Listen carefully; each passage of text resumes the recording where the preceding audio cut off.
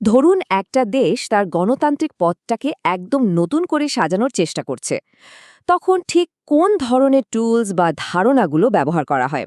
আজ আমরা ঠিক এটাই দেখব, কিভাবে একটা জাতি তার পুরো শাসন ব্যবস্থাকে নতুন করে ঢেলে সাজানোর জন্য একটা নীল নকশা তৈরি করেছে, আর এর পেছনে থাকা কিছু শক্তিশালী গণতান্ত্রিক আইডিয়াগুলো আসলে কি। তো চলুন একদম মূল প্রশ্নটা দিয়েই শুরু করা যাক। এখানে সব সময় একটা বিতর্ক থাকে, সিদ্ধান্ত নেওয়ার ক্ষমতা কি শুধু নির্বাচিত নেতাদের হাতেই থাকবে, নাকি ক্ষমতাটা সরাসরি জনগণের কাছে ফিরিয়ে দেওয়া উচিত? এই একটা প্রশ্নের উত্তরই কিন্তু একটা দেশের ভবিষ্যৎ ঠিক করে দিতে পারে। আর জনগণের হাতে ক্ষমতা ফিরিয়ে দেওয়ার জন্য সবচেয়ে শক্তিশালী এবং একই সাথে সবচেয়ে বিতর্কিত হাতিয়ারগুলোর মধ্যে একটা হলো এই গণভোট বা রেফারেন্ডাম। এটা এমন একটা প্রক্রিয়া যা একটা দেশের সবচেয়ে বড় পরিবর্তনগুলো আনার ক্ষমতা রাখে। দেখুন, গণভোটের পক্ষে বিপক্ষে দুই দিকেই কিন্তু বেশ শক্ত যুক্তি আছে। একদিকে যারা সাপোর্ট করেন তারা বলেন যে এটা সাধারণ মানুষকে আবার রাজনীতির সাথে যুক্ত করে আর বড় বড় বিভেদ সৃষ্টিকারী সমস্যার সমাধান করতে পারে। অন্যদিকে যারা এর বিপক্ষে, তাদের যুক্তি হল এটা নির্বাচিত প্রতিনিধিদের ভূমিকা ছোট করে দেয়, আর সাধারণ ভোটাররা হয়তো অনেক জটিল বিষয় না জেনেই একটা সিদ্ধান্ত নিয়ে ফেলতে পারেন।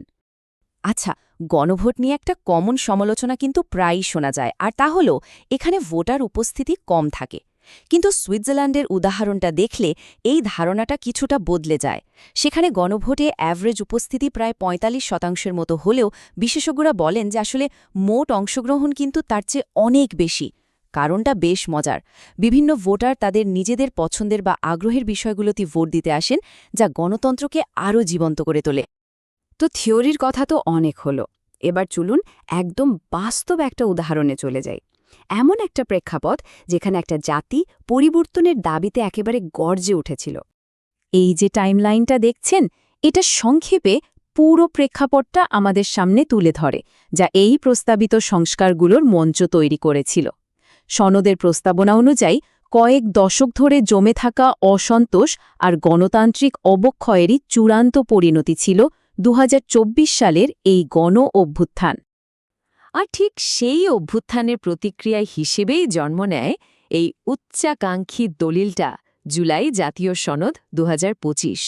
এটাকে সহজ ভাষায় বলা যেতে পারে দেশের অপারেটিং সিস্টেম নতুন করে লেখার একটা চেষ্টা। সনদের প্রস্তাবনার এই একটা লাইনে কিন্তু পুরো দলিলের পেছনের গভীরতা আর আশাকে ফুটিয়ে তোলে। এটা শুধু একটা রাজনৈতিক দলিল নয়, বরং একটা নতুন করে শুরু করার প্রতিশ্রুতি। মানে, এটা কিন্তু কোনো ছোটখাটো ব্যাপার না। এই যে ৬টা কমিশন, এর মানে হলো দেশের পুরো শাসন ব্যবস্থার একেবারে গোড়া ধরে একটা বদল আনার ব্যাপক পরিকল্পনা হাতে নেওয়া হয়েছে। এবার চলুন সনদের ভেতরে আর একটু ঢোকা যাক আর বোঝার চেষ্টা করি এর সবচেয়ে প্রভাবশালী আর নির্দিষ্ট প্রস্তাবগুলো কি কি, আর সেগুলোর লক্ষ্যই বা কী। সবচেয়ে বড় সংস্কারগুলোর একটা হলো প্রধানমন্ত্রীর মেয়াদ নিয়ে। সনদে প্রস্তাব করা হয়েছে যে কোনো ব্যক্তি তার জীবনের সর্বোচ্চ ১০ বছরের জন্য প্রধানমন্ত্রী হিসেবে দায়িত্ব পালন করতে পারবেন। এর মূল উদ্দেশ্যটাই হল ক্ষমতার কেন্দ্রীকরণ ঠেকানো। এর সাথে আরেকটা দারুণ ব্যাপারও জোড়া হয়েছে। প্রস্তাব করা হয়েছে যে ক্ষমতায় থাকা অবস্থায় কোনো প্রধানমন্ত্রী তার নিজের রাজনৈতিক দলের প্রধানও থাকতে পারবেন না। এটা রাষ্ট্রীয় ক্ষমতাকে দলীয় প্রভাব থেকে আলাদা করার একটা চেষ্টা, যাতে প্রধানমন্ত্রী শুধু একটা দলের নন, বরং পুরো দেশের নেতা হয়ে উঠতে পারেন। দ্বিতীয় যে বড় সংস্কারটা, সেটা হলো দেশের নির্বাচন ব্যবস্থা নিয়ে। আর এর একদম কেন্দ্রবিন্দুতে আছে তত্ত্বাবধায়ক সরকারের ধারণাটা, মানে এমন একটা নিরপেক্ষ ব্যবস্থা যা নিশ্চিত করবে যে নির্বাচনকে কেউ প্রভাবিত করতে পারবে না আর জনগণ স্বাধীনভাবে তাদের প্রতিনিধি বেছে নিতে পারবে। কিন্তু প্রশ্ন হলো, এই নিরপেক্ষ প্রধানকে কিভাবে বেছে নেওয়া হবে? প্রসেসটা একটু জটিল মনে হতে পারে, কিন্তু এর প্রত্যেকটা ধাপ বানানো হয়েছে স্বচ্ছতা নিশ্চিত করার জন্য। দেখুন, কয়েক ধাপে চেষ্টা করার পরও যদি দলগুলো একমত হতে না পারে, তাহলে শেষ পর্যন্ত একটি বর্ধিত কমিটি র্যাঙ্কড চয়েস ভোটিং ব্যবহার করে চূড়ান্ত সিদ্ধান্ত নেবে। এটা কিন্তু বেশ আধুনিক আর ন্যায্য একটা পদ্ধতি। ৩ নম্বর বড় পরিবর্তনটা আসছে আমাদের আইনসভাতে।